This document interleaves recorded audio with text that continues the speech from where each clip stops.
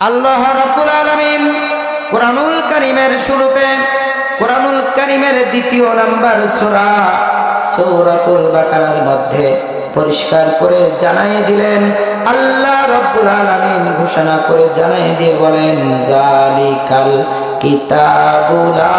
রাইবা ফি হুদাল লিল মুত্তাকিন।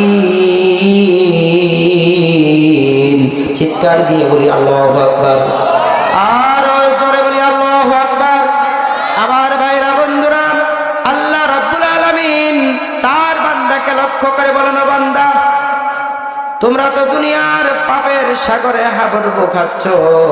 তোমাদের ওই পাপের সাগর থেকে উদ্ধার করার জন্য, তোমাদের হেদায়েত দেওয়ার জন্য আমি আল্লাহ রাব্বুল আলামিন পৃথিবীতে একজন নবী পাঠালাম, যে নবীর দায়িত্ব হলো, যে নবীর কাজ হলো